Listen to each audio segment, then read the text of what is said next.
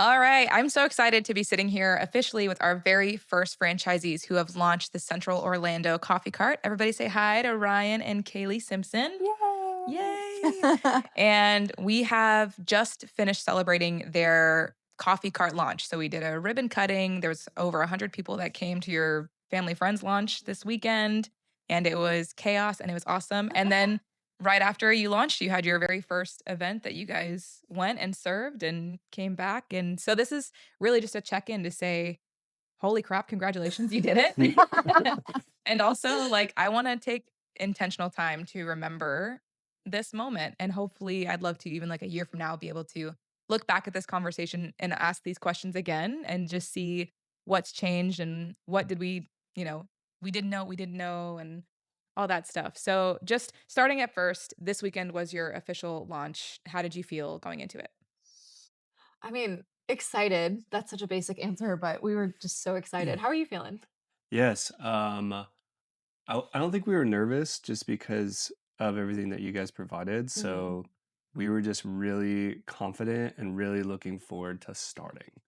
Yeah. So I think that's where I was. Yeah, I think there was just like an anticipation of knowing that this was something new, like the beginning of I mean, obviously it's a new business, but not just a new business, but like a new season for our family, Mhm. a new season for our life and the things that we're doing. Like we've been working with you guys for a while in coffee, but getting some level of ownership over it was just really exciting. And then to get to share it with our friends and family and just kind of show them what we've been working on. It was exciting, We it was came out of fun. the cave. We're like, this is what we've been doing. We weren't We've been lying. tinkering over here. Now you get to see our pretty project. No, Yes. it was really fun. We had, like, a really good time. I told my mom afterwards, she's like, "How are you feeling?" I was like, I think this may have been one of the most fun days of my life." And she's like, Yeah. "Wow, that's a big statement." Yeah. Yeah, it was really enjoyable. Yeah, it was awesome. We, made a few had a couple little like road bumps Yep. that we got over. We figured out some system stuff when like putting some stuff into practice when we're on our own, and it was great. It was so much fun. Yep, and there's no 2 events that are the same, so you learn those systems and those hiccups every time, Right. and you're better after every single one of them. Yeah. So you Yeah. guys crushed it. It was chaos in the best way. Before they began, I looked at all their family friends and I said, "This is the opportunity to destroy them behind bar so that they can practice having, having to create multiple drinks for people or being asked questions that maybe you don't know the answers to or things like Right. that." So you guys did an excellent job and your family and friends did a great job as well destroying you. They They did. were They pulling me really aside and being like, "I'm gonna ask for a frappuccino. I'm gonna ask." I was like, "That's great. Just like let them, Yeah. let them be quizzed." It was so fun. Yeah. So take us back. What brought you to even considering starting a coffee cart? Like, how did you get here? Mm, It's a really good question. yeah.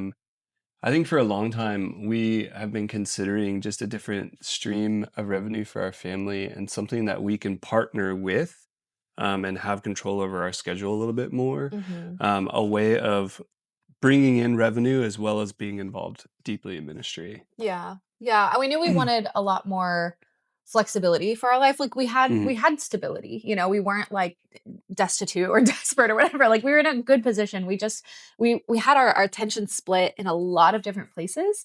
And we knew that we wanted something that was flexible, but still was we were able to kind of like give our all Mhm. into like a more focused area. We wanted something that was we could take some ownership over, that was scalable, you know, And, for our life. and And also something we would really enjoy. yes, yeah, like we've There's a lot of work that maybe we would not enjoy sure. really building and doing, but this is something that is close to our heart. And Yeah, so, we really yeah. love coffee and we really love people, and that is at the center of what you guys do. And Yeah. so it was just kind of a Yeah. no-brainer for us. Yeah. So what were you doing before all coffee? Like what did your life, because I know that you said you had multiple revenue streams, your attention was split. Like what did all of that look like? Yeah, so being in ministry sometimes, especially starting your own, can be challenging when it comes to how you're going to figure out how what you're going to do with your finances. And so we were fortunate enough to be support raised in some of that.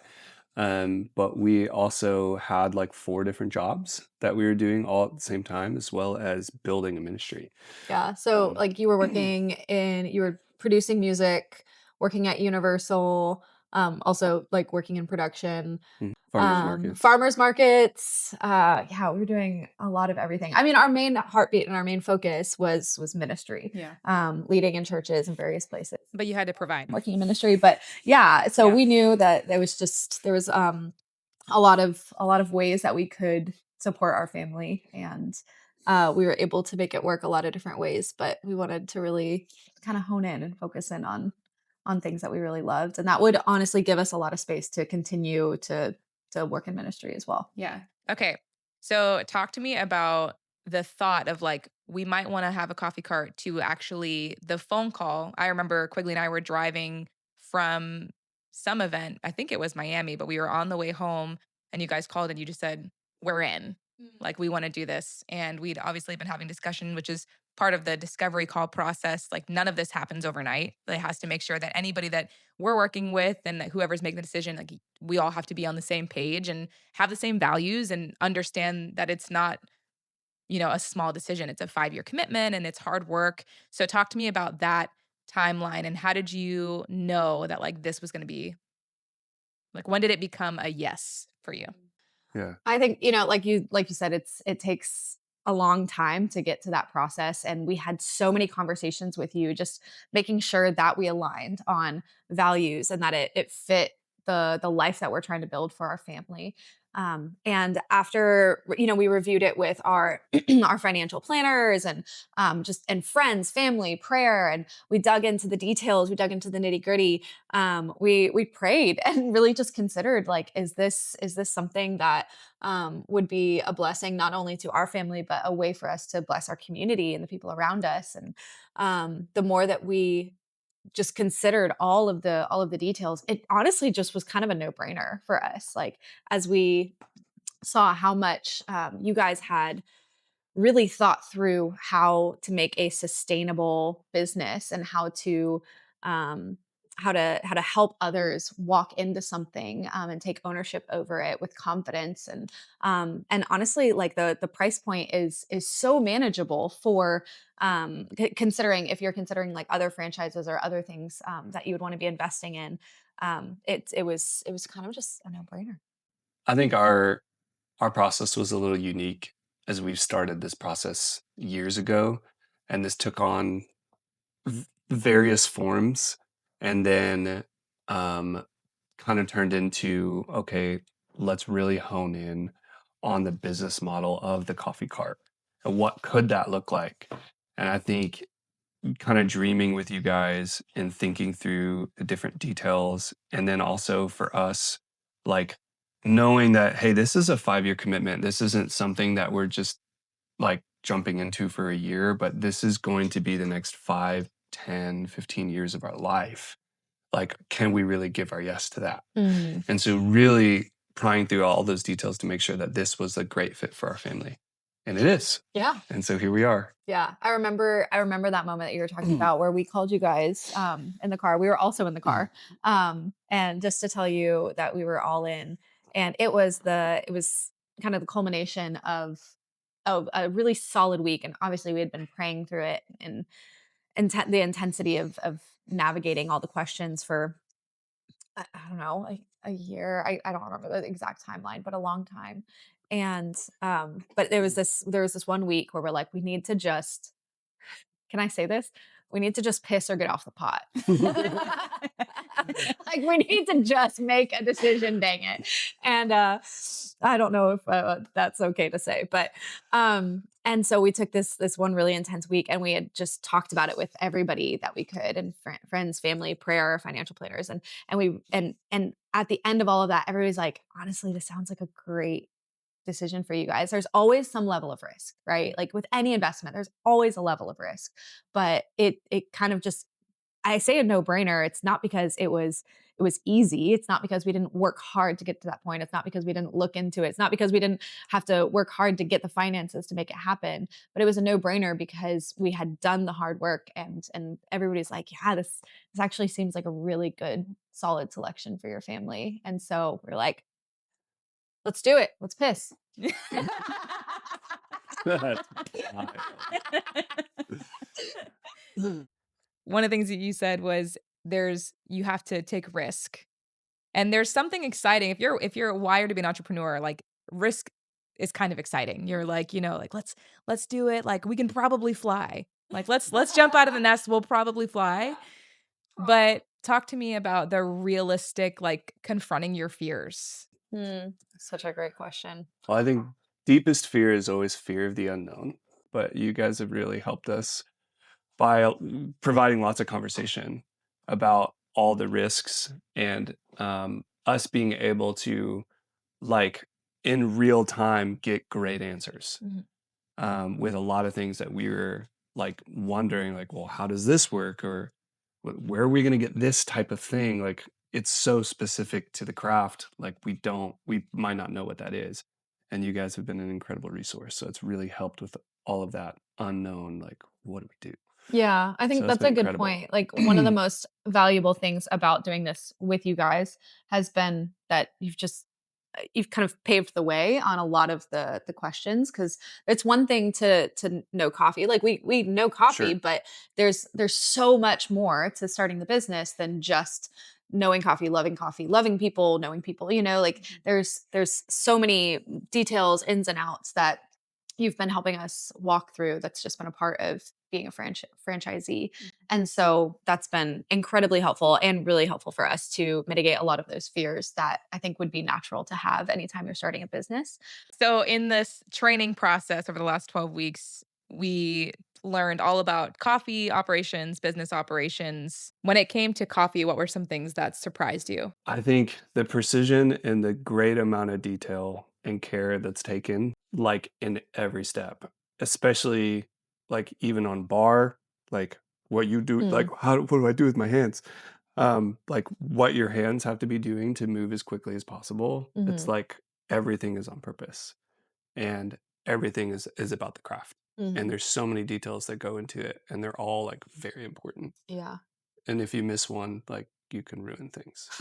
And that's not good. You can ruin the experience for someone. Yeah. So, Yeah, I think something that surprised me, coffee related, like we care a lot about things being quality and things being fast. Those two, it's possible to do both. It's possible to have really great quality coffee and also move efficiently. You need to have a system so that you just keep things clean and keep things moving. But just how precise you can get it to be as efficient as possible and make sure that you don't miss anything and that the quality stays high, like it was like honestly mind blowing to me just how precise you could get that, and how it could protect quality and quickness. Yeah. Yeah, we started our coffee company because Quigley is a coffee fanatic and he deeply cares. I always tell people he doesn't just care about where the coffee comes from, but like he cares about the altitude that it's grown above sea level and he cares about the origin. And one of the most common, I think, compromises when you franchise a business is that you feel like the first thing to go is quality because, if you're going to choose efficiency over the product, like a lot of things have to give to replicate something fast.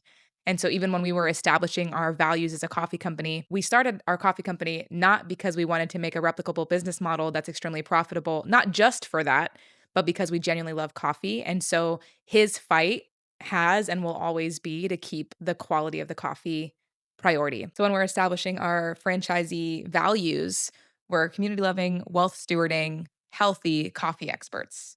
And the value of being a coffee expert is something that we are and that we always strive to be.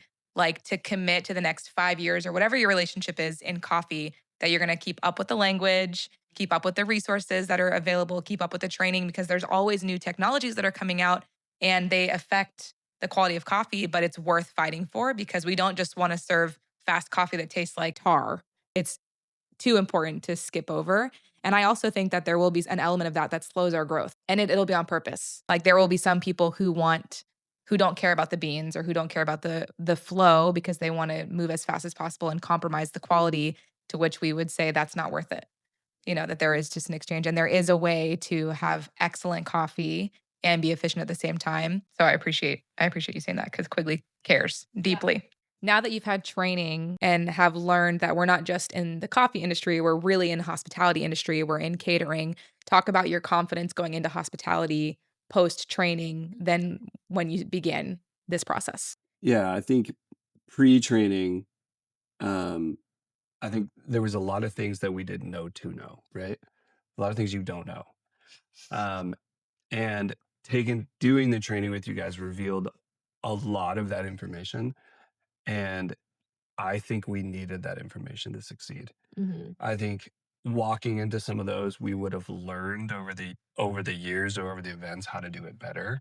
But we get to start ground floor with an incredible foundation to do incredible events now. Yeah. And that's so incredibly valuable. Like, I mean, we were in a very busy city yesterday doing our very first event.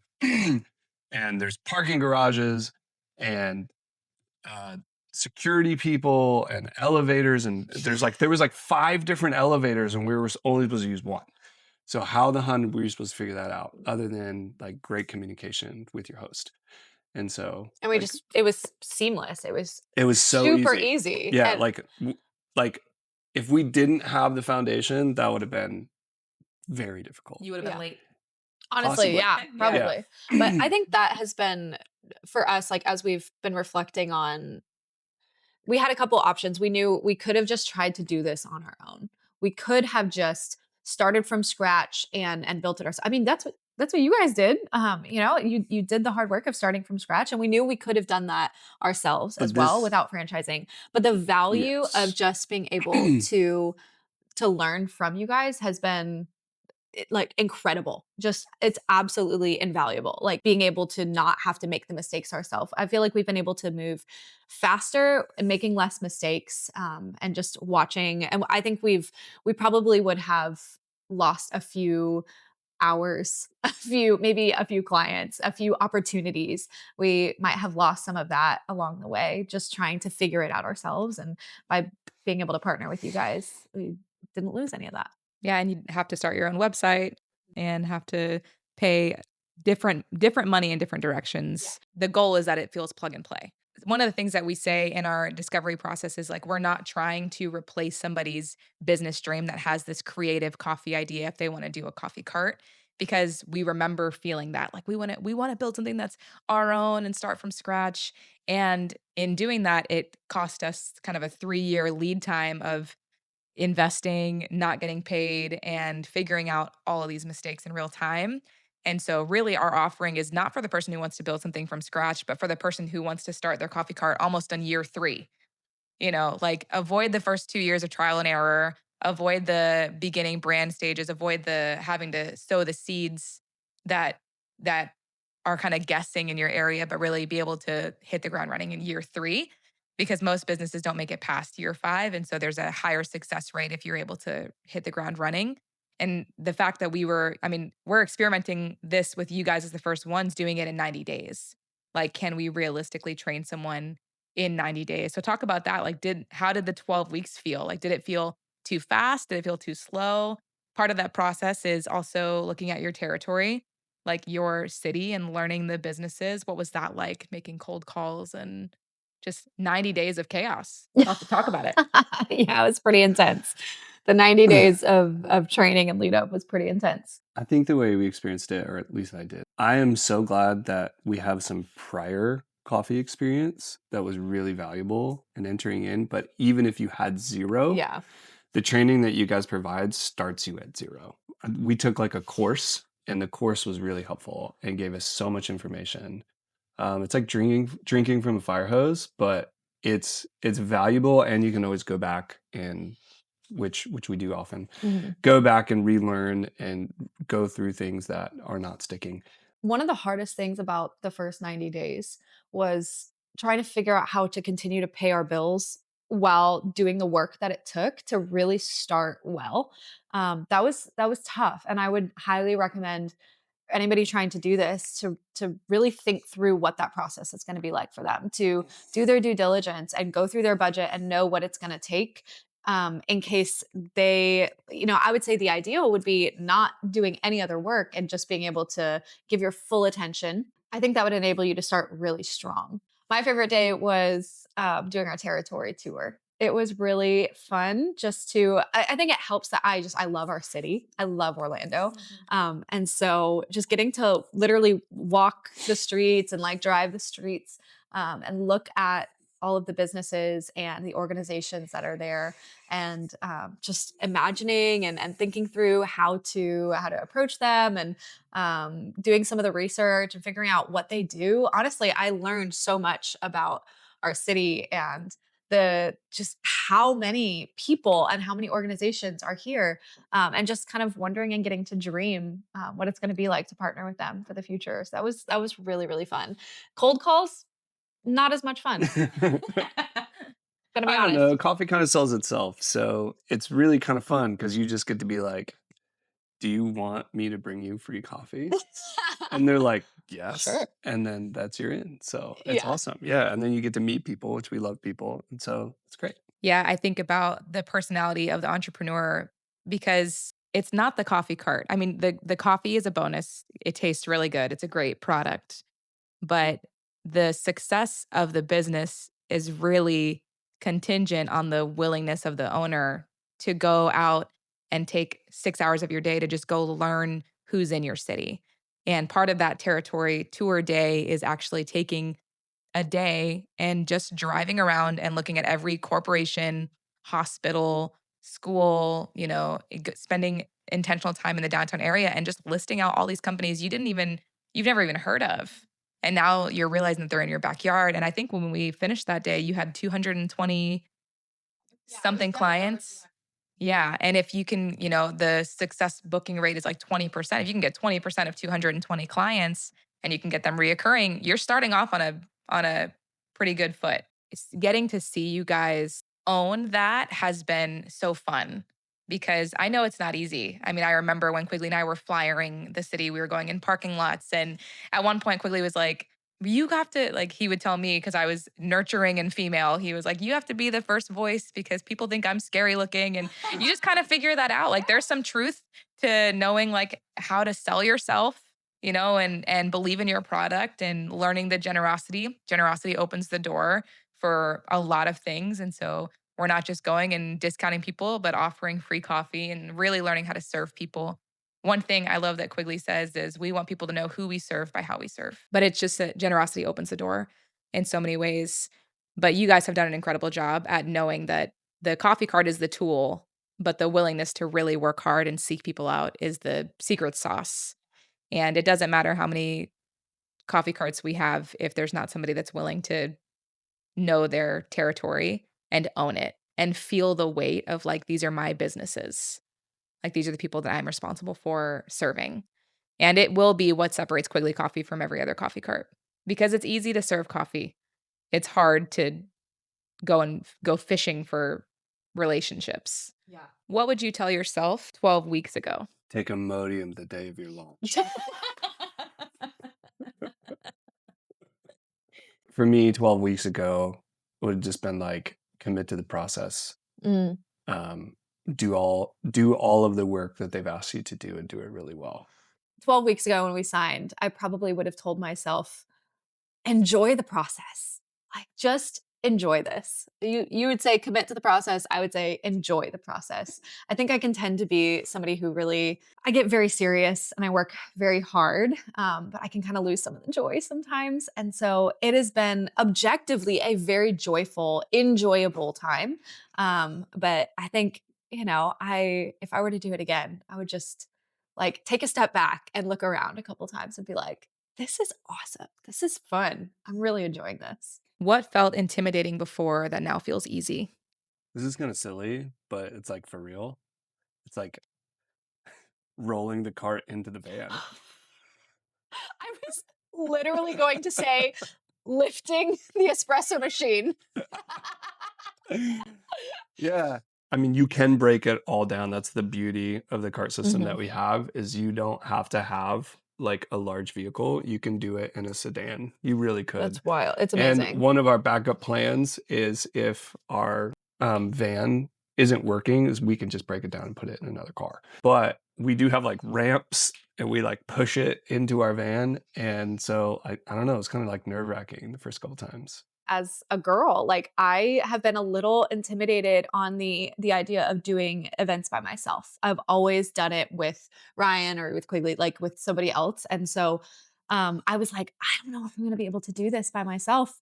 And we've now run through like scenarios where I'm having to push the cart in by myself, lift the espresso machine by myself, like do things by myself, latte art by myself, dialing in by myself, like all these things just flying solo where I don't have somebody to lean back on. And that was so intimidating for me at the beginning of the process. And now I feel completely confident to do it. What would you say to somebody that's considering doing a Quigley coffee cart, but they're not sure if it's worth it?